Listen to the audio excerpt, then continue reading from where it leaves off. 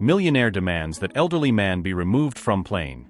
But repentance comes quickly. JFK Airport in New York was buzzing with the hustle and bustle of a Friday night. The air filled with expectation and anxiety hung over the rushing crowd. Amid the organized chaos, two contrasting figures stood out in the boarding line for Flight 1523 bound for Los Angeles.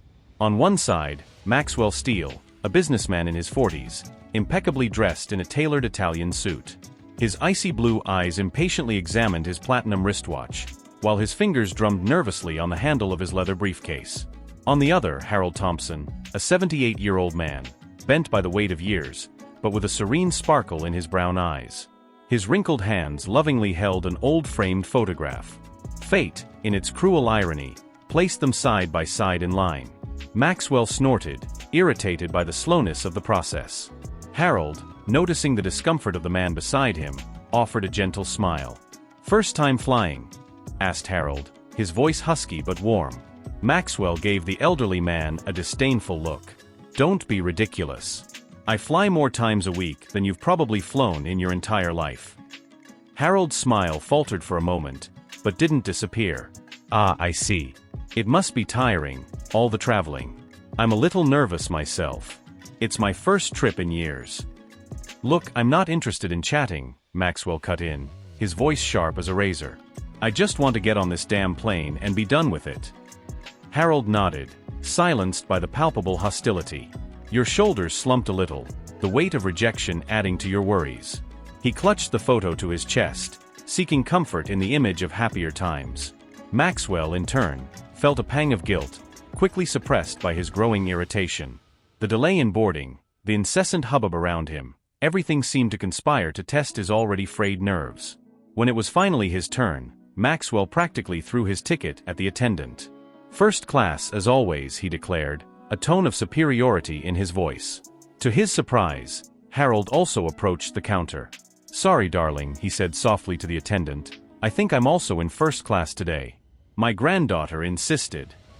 Maxwell's eyes widened in shock and outrage. The thought of sharing first class with this frail, chatty old man was more than he could bear. At that moment, a spark of anger lit in his chest, a flame that would soon turn into a fire of unpredictable consequences. As they both headed towards the departure corridor, the contrast between them couldn't be more stark. Maxwell, a storm of frustration ready to explode, and Harold, an island of calm in a sea of uncertainty. What neither of them knew was that this chance encounter was about to change their lives forever. The plane's narrow aisle amplified the tension between Maxwell and Harold. The aroma of new leather and expensive perfume filled first class, but to Maxwell, the air felt heavy, suffocating. His eyes sparkled with irritation as he watched Harold slowly moving down the hallway, blocking his path. "Excuse me," Maxwell growled, his voice shaking with impatience. "Some of us have places to be." Harold turned around, surprised. "Oh, I'm sorry, young man. These old joints aren't what they used to be." He smiled apologetically, but his eyes betrayed a hint of hurt. Maxwell pushed himself forward, roughly brushing Harold's shoulder. The elderly man staggered, almost dropping the precious photograph. "Careful!" Harold exclaimed, his voice shaking. Ignoring the protest, Maxwell located his seat 2A. To his horror, he saw Harold preparing to sit next to him, in 2B.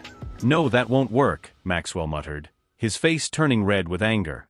He turned to the passing stewardess. "Excuse me. I need to change seats. Now." The flight attendant, Sarah, approached with a professional smile. "Sir, I'm sorry, but the flight is full. We have no other seats available in first class." Maxwell felt the blood boil in his veins. His breathing became heavy, his hands clenched into fists. "You don't understand," he hissed. "I'm Maxwell Steele. I pay a fortune for these flights. I can't. I won't sit next to him." He pointed at Harold, who shrank back in his seat, eyes wide with shock and embarrassment. Sarah maintained her composure, but her voice hardened. "Mr. Steele, I understand your frustration, but we cannot remove another passenger without reason." "For no reason." Maxwell boomed, his voice echoing through the cabin. Other passengers turned around, shocked. "He can barely move. He will probably need constant assistance. This is a safety risk." Harold, feeling the looks of pity and disapproval from the other passengers, began to get up with difficulty. I can go to economy class, he offered softly, his wounded dignity evident in every shaky word. Sarah placed a gentle hand on Harold's shoulder. No, sir. Please stay where you are. You have every right to be here. Maxwell, blinded by anger and frustration, didn't realize how cruel he was being. His face contorted with fury, he shouted, I demand he be removed from this flight. Now. A stunned silence fell over the cabin. Harold's eyes filled with unshed tears, decades of memories and struggles reflected in those tired orbs. Sarah, shocked by the explosion, called the chief flight attendant over the intercom. As the situation escalated, a feeling of unease grew in Maxwell's chest. Something in his eyes betrayed a spark of doubt, a fleeting flash of shame. But it was too late. The gears he had set in motion could not be easily stopped. The air in the cabin became electric, charged with indignation and anticipation.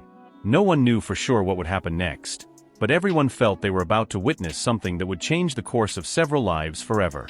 The chief steward, a tall man named Robert, arrived quickly, his imposing presence momentarily silencing the commotion. His experienced eyes assessed the situation within seconds. Mr. Steele, Robert said in a firm voice, I need you to calm down. Let's resolve this civilly. Maxwell, still seething with anger, but now mixed with a growing sense of shame, replied through gritted teeth, Settle it then. I'm not going to sit next to that. Before he could finish his sentence, Harold raised his trembling hand, still holding the photograph. It's okay, he said, his voice breaking. I can go. I don't want to cause any trouble. At that moment, something in Harold's expression, a mixture of wounded dignity and resignation, triggered a series of flashbacks in his mind. Images from a distant past began to flood his thoughts. Harold found himself young again, wearing a military uniform. The deafening noise of explosions and gunfire echoed around them. He was running across a battlefield, carrying a wounded comrade in his arms. Hang in there, boys, shouted Harold, his voice strong and determined, so different from his current tone. No one is left behind. The scene changed. Now, Harold was in a field hospital, his skilled hands working tirelessly to save lives. The smell of antiseptic and blood filled the air. Dr. Thompson, called a nurse. We need you here. Harold moved with purpose and confidence, his presence bringing calm to the chaos around him. Another change. Harold, now older, received a Medal of Honor. The president shook his hand, saying, Your service and sacrifice have saved countless lives, Dr. Thompson. The nation owes you a debt of gratitude. The memories continued to flow, showing decades of selfless service, of lives saved and transformed by Harold's hands and heart. Back in the present, Harold blinked away the tears. His gaze met Maxwell's, and for a brief moment, it seemed as if his entire story was reflected in his tired eyes. Maxwell, not knowing what had just transpired in Harold's mind, felt an inexplicable lump in his throat. The anger was beginning to give way to a disturbing confusion. Robert, noticing the subtle change in the atmosphere, spoke softly, Mr. Thompson, there is no need to move. You have every right to be here. Turning to Maxwell, Robert continued firmly, Mr. Steele, if you continue this behavior, I will be forced to take more serious action. The silence that followed was broken by a trembling voice from behind. An elderly woman, sitting a few rows back, stood up with difficulty. I recognize you, she said, staring at Harold. You saved my husband's life in the Vietnam War. Dr. Thompson, right? Harold turned around, surprised. His eyes widened in recognition. Mrs. Martinez? Is that you? The unexpected revelation sent shockwaves through the cabin. The passengers began to murmur, looking at Harold with a new light of respect and admiration. Maxwell stood frozen, his mouth open in shock. The realization of the mistake he was about to make began to weigh on him like a ton of bricks. The atmosphere in the cabin has changed dramatically. The previous tension gave way to a mixture of reverence and curiosity. All eyes were fixed on Harold, eager to hear his story, while Maxwell internally struggled with the shame and regret that were beginning to consume him. The silence that followed Ms. Martinez's revelation was broken by the sound of hurried footsteps. The flight captain, alerted to the commotion, had left the cockpit to assess the situation personally. What's going on here? Captain Johnson asked, his deep voice echoing through the cabin. Robert, the chief steward, quickly brought him up to speed. Captain Johnson's face hardened upon hearing of Maxwell's behavior, but visibly softened upon being informed of Harold's identity. Maxwell, feeling the weight of the disapproving looks, tried to regain control of the situation. "Captain, I didn't know. Maybe we could." Captain Johnson interrupted him with a firm gesture. "Mr. Steele, you have caused a significant disruption. I have a duty to ensure the safety and comfort of all passengers." Maxwell's heart quickened. He could feel his world crumbling around him. "What does that mean?" he asked, his voice now devoid of its previous arrogance. "It means," the captain replied gravely, "that I must make a difficult decision." At this moment, Harold slowly stood up, his frail figure suddenly appearing larger than life. "Captain," he said softly, "if I may." All eyes turned to Harold, who looked directly at Maxwell. There was a depth in his eyes that made Maxwell cringe internally. "Young man," Harold began, his voice filled with years of experience and compassion, "I've seen a lot of anger and fear in my life. I've seen what it can do to people. But I've also seen the power of forgiveness and understanding." Maxwell felt a lump form in his throat. Harold's words hit him like a punch to the gut, awakening emotions he had long buried. Harold continued, "I don't know what made you act like this today, but I can see there's more to you than this anger. Maybe we can use this trip to understand each other better." A murmur of approval went through the cabin. Mrs. Martinez wiped away a tear, smiling at Harold with gratitude and admiration. Captain Johnson looked from Harold to Maxwell, his expression a mix of respect and skepticism. "Dr. Thompson, are you sure about this?" Harold nodded. "Yes, Captain. Sometimes people just need a chance to be better." Maxwell, feeling the weight of Harold's generosity, finally found his voice. I don't deserve your kindness, Dr. Thompson. I am. A man who made a mistake," Harold finished gently. "Just like we've all done." Captain Johnson considered for a moment before making his decision. "Very well. Mr. Steele, you may remain on the flight, but you will be under observation. Any further incident, and we will be forced to take drastic action." "Understood." Maxwell nodded, unable to speak due to the lump in his throat. As the passengers settled in and the crew prepared for takeoff, Maxwell and Harold sat side by side. The silence between them was charged with unspoken emotions and unexplored possibilities. As the plane began to taxi onto the runway, Harold looked at the photograph in his hands and then at Maxwell. "You know," he said softly, "this trip may be more important than any of us realize." Maxwell, still struggling with his shame and regret, could not imagine how prophetic these words would prove. As the plane took off, taking them into the sky, neither of them knew they were embarking on a journey that would change their lives forever. The plane cut through the clouds, the hum of the engines creating a constant backdrop to the tense silence between Maxwell and Harold. The atmosphere in the cabin had calmed, but the tension between the two men remained palpable. Maxwell shifted uncomfortably in his seat, stealing glances at Harold, who was calmly contemplating the photograph in his hands. Finally, unable to bear the weight of the silence, Maxwell spoke, "Dr. Thompson, I'm truly sorry. My behavior was inexcusable." Harold turned to him, his eyes tired but kind. "Sometimes, Mr. Steele, our actions are just symptoms of deeper wounds." Before Maxwell could respond, sudden turbulence shook the plane. The lights flashed and the passengers gasped in surprise. Harold, caught off guard, let the photograph slip from his hands. "No," he exclaimed, his face contorted in anguish as he saw the image slide under the seat in front. Instinctively, Maxwell leaned forward to retrieve it, but at that moment, the plane shook again, more violently. Oxygen masks fell from the overhead compartments, and panic began to spread throughout the cabin. "Ladies and gentlemen," Captain Johnson's tense voice sounded over the speakers, "we are experiencing unexpected severe turbulence. Please remain in your seats with your seat belts fastened." Maxwell, still a little bent over, looked at Harold. The elderly man's face was pale. His hands were shaking as he tried to reach his oxygen mask. "Let me help you," Maxwell offered, momentarily forgetting his own anxiety. While helping Harold with the mask, Maxwell noticed that the elderly man appeared to be having difficulty breathing, even with supplemental oxygen. "Dr. Thompson? Are you okay?"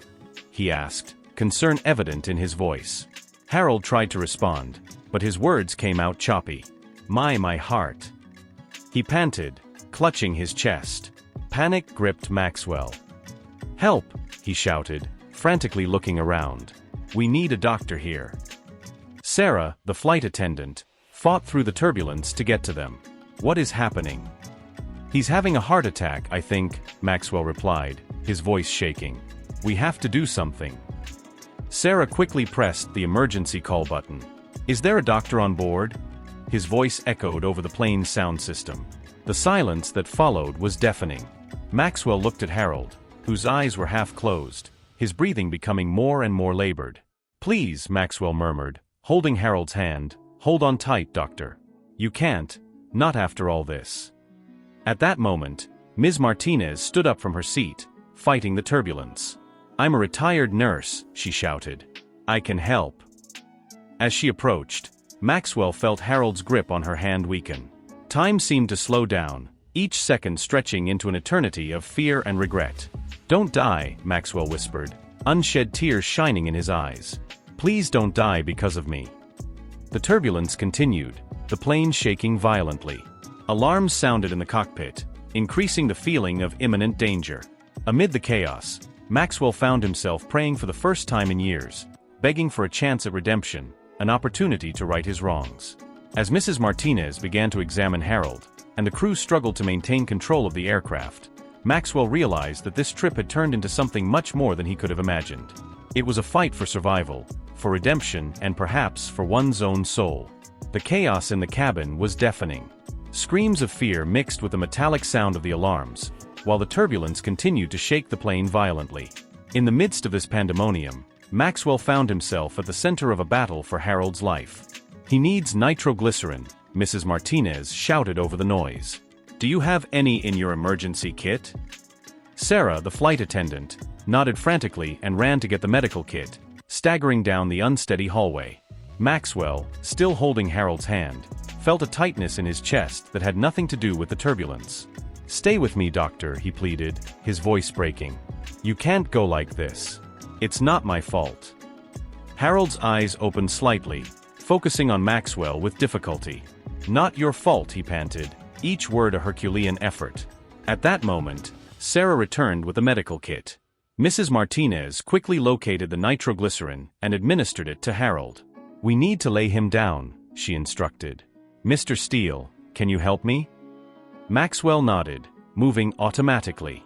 Together, they managed to lay Harold down in the narrow hallway, using coats and pillows to make a makeshift bed. "Your pulse is weak," Mrs. Martinez murmured, concern evident in her voice. Suddenly, Captain Johnson's voice sounded again over the loudspeakers. "Ladies and gentlemen, due to the medical emergency on board and severe weather conditions, we are making an emergency landing. Please prepare for impact." The panic in the cabin reached new heights. Passengers cried and prayed, clinging to each other for comfort. Maxwell, however, remained focused on Harold. "You'll be fine," he said, more to himself than to the elderly man. "It has to stay. I need to apologize properly. I need to understand. I need to be better." Harold opened his eyes again, his gaze meeting Maxwell's. There was a surprising clarity in those tired eyes. "I've forgiven you," he whispered. The words struck Maxwell like lightning.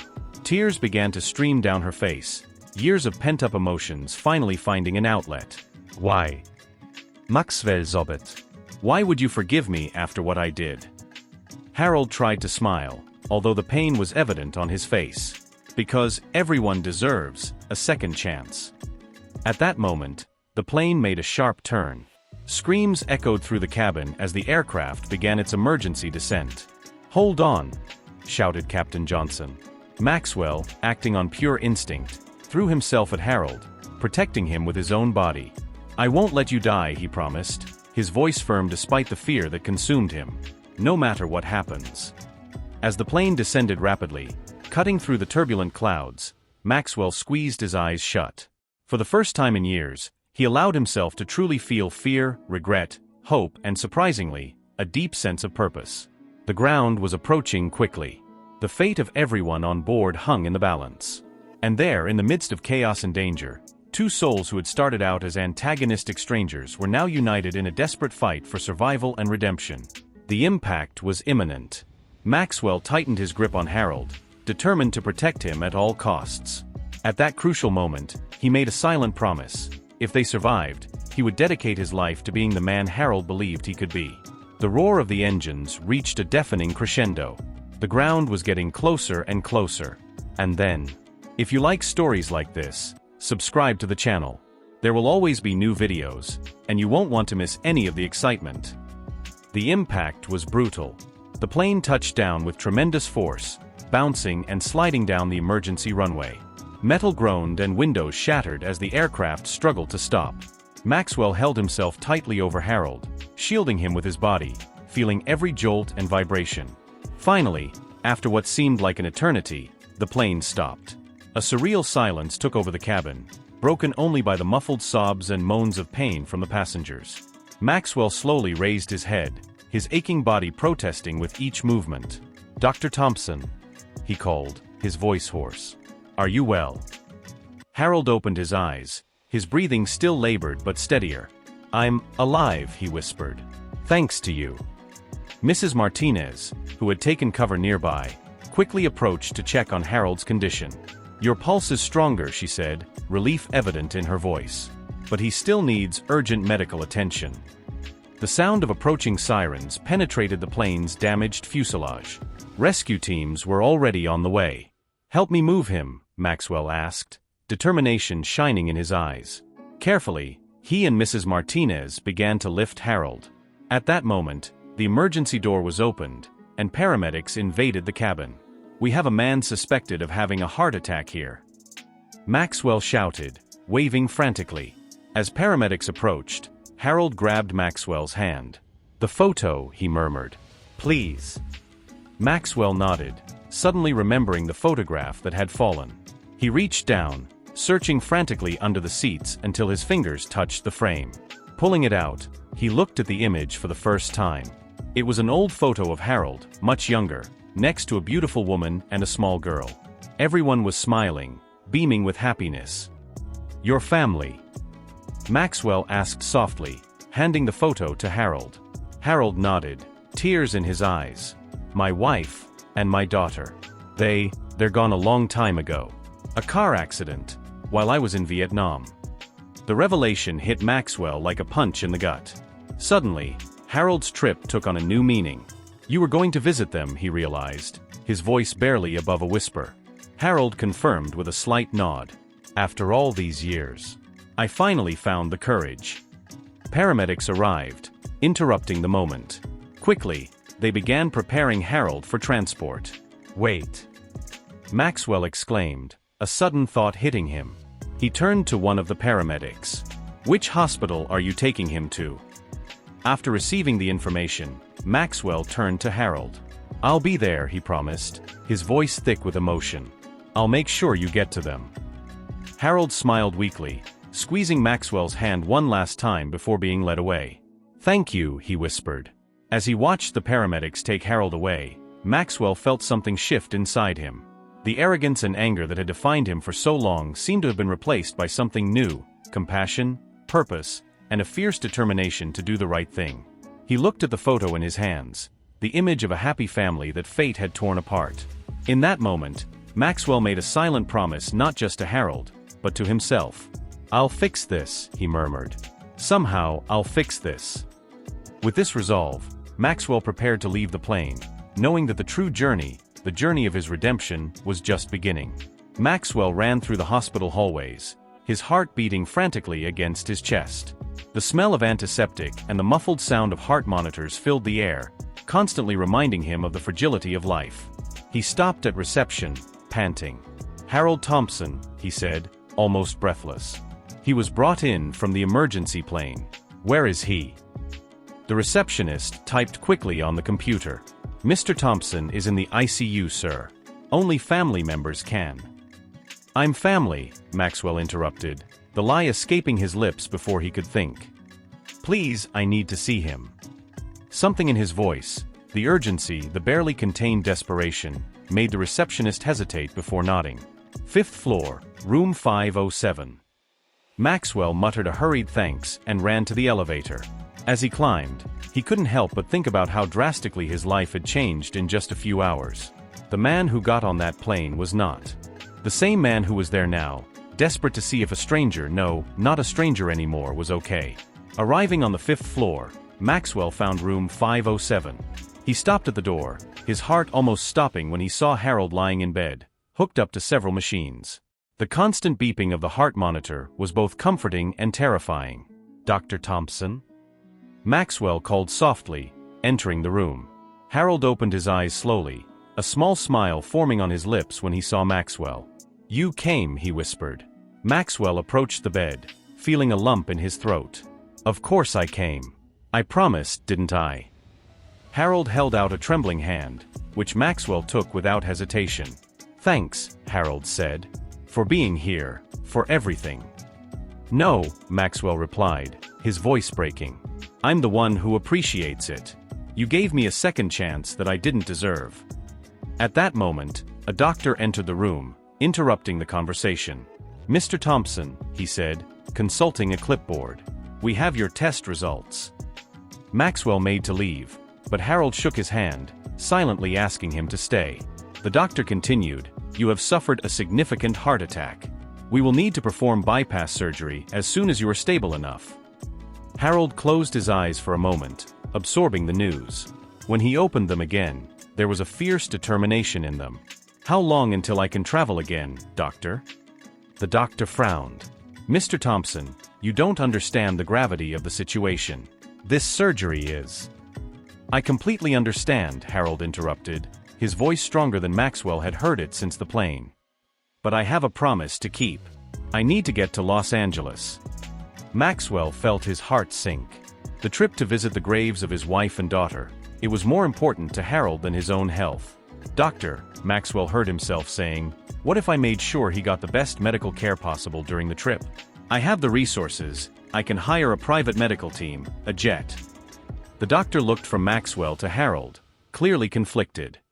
"This is extremely risky. I cannot recommend." "Please," Harold begged, his eyes shining with unshed tears. "I've waited decades for this. I can't wait any longer." The silence that followed was heavy, charged with emotion. Maxwell could feel the weight of the decision, the responsibility he was taking on. But as he looked at Harold, at the family photo that now rested on his bedside table, he knew he couldn't deny this last wish to the man who had taught him so much in such a short time. "I'll take care of him," Maxwell promised the doctor, his voice firm and determined. "I will do whatever it takes to make sure he gets to Los Angeles safely." The doctor sighed deeply, clearly conflicted. "I'm going to need reassurance, a detailed plan.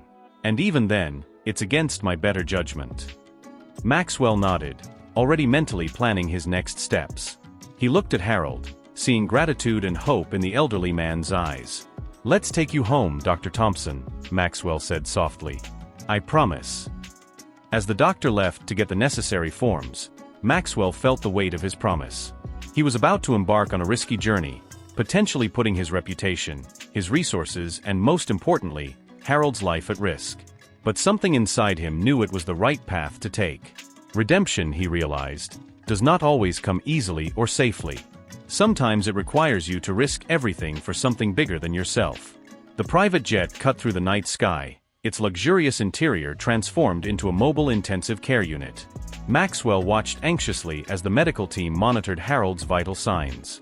The constant beeping of heart monitors was the tense soundtrack of this unlikely journey. "How is he?"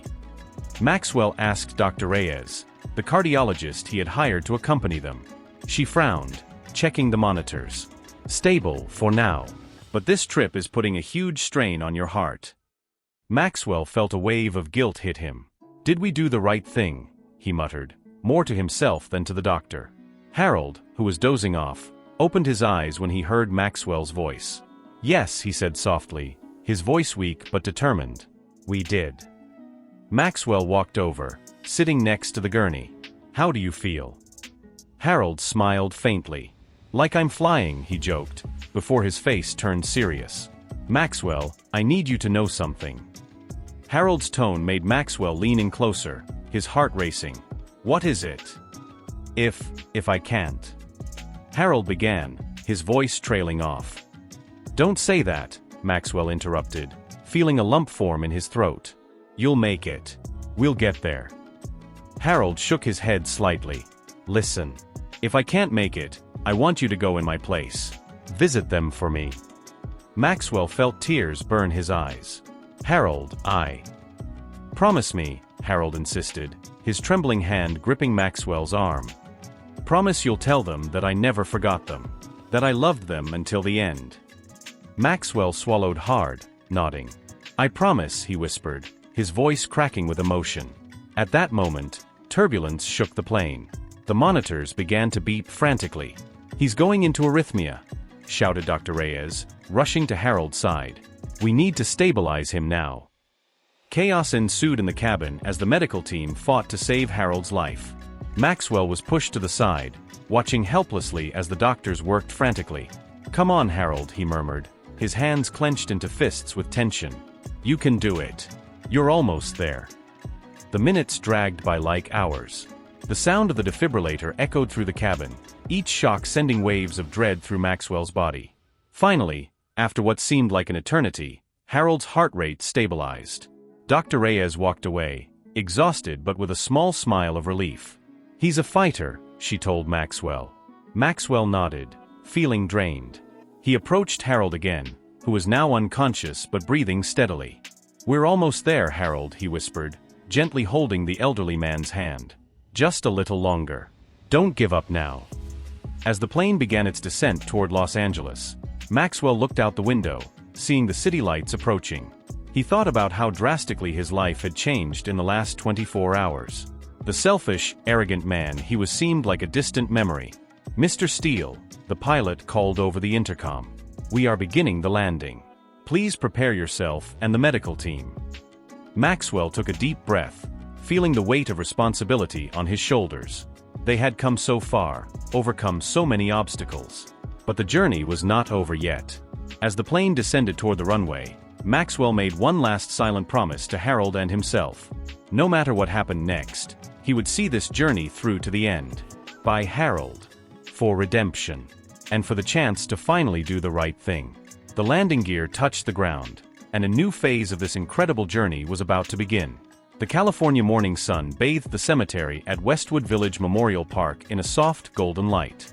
Maxwell slowly pushed Harold's wheelchair down the cobblestone path, each step charged with emotion and anticipation. Harold, pale and visibly weak but his eyes shining with determination, held a bouquet of white lilies in his lap. His breathing was labored, aided by portable oxygen, but he refused to show any sign of giving up. It's over there, Harold whispered, pointing with a shaking hand to a pair of headstones beneath an ancient oak tree.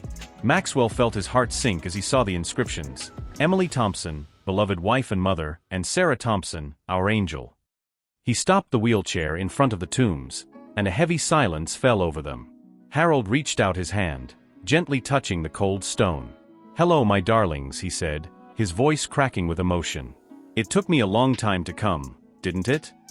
Maxwell took a step back, wanting to give Harold a moment of privacy, but the elderly man grabbed his hand, keeping him close. Emily, Sarah, Harold continued, I want you to meet Maxwell. He brought me to you. Maxwell felt tears burn his eyes. Dr. Thompson, I. Shoo, Harold interrupted gently. Let me finish. Turning back to the headstones, Harold spoke, I carry you in my heart every day. Every life I saved, every person I helped. It was all for you. To honor your memory. His voice cracked, and Maxwell squeezed his hand in silent support. I'm so sorry, Harold sobbed. I'm sorry for not being there. For leaving you alone. Maxwell knelt beside the wheelchair, tears now running freely down his face. They know, Harold, he said softly. They know how much you loved them. Harold nodded, unable to speak for a moment. When he finally found his voice, he said, Maxwell, can you help me put the flowers in? Of course, Maxwell replied, gently taking the bouquet. As he placed the flowers, dividing them between the two graves, Harold spoke again, Emily, Sarah. I'm tired. So tired. But now that I'm here, I feel like I can finally rest. Maxwell turned abruptly, alarmed. Harold, don't talk like that. We're going back to the hospital. You're going to be okay. Harold smiled serenely, his eyes fixed on the tombstones. It's okay, Maxwell. I did what I needed to do. I'm at peace. At that moment, Harold's eyes closed, and his head lolled to the side. The portable heart monitor began to emit a shrill alarm. No, no, no. Maxwell screamed, his heart racing with panic. He began performing cardiac compressions, tears blurring his vision. Harold, please don't go. Not now. Paramedics, who were on standby nearby, rushed to help, but their efforts were in vain. After several minutes of frantic resuscitation attempts, the doctor looked at Maxwell regretfully and shook his head. Time of death, 9:47, he announced softly. Maxwell fell to his knees, sobbing uncontrollably. He looked at the headstones, at Harold's serene face, and back up at the bright blue sky above. He did it, Maxwell whispered through tears. He came home. As paramedics prepared Harold's body for removal, Maxwell stood there among the graves, feeling simultaneously devastated and strangely at peace. He knew his journey with Harold was over, but something new was just beginning. Slowly, he stood up, wiping away his tears. He looked one last time at the graves and at Harold, and made a silent promise. I will honor your memory, Harold. I will live the life you showed me was possible. This is not the end. It is just the beginning. If you like stories like this, subscribe to the channel. There will always be new videos, and you won't want to miss any of the excitement.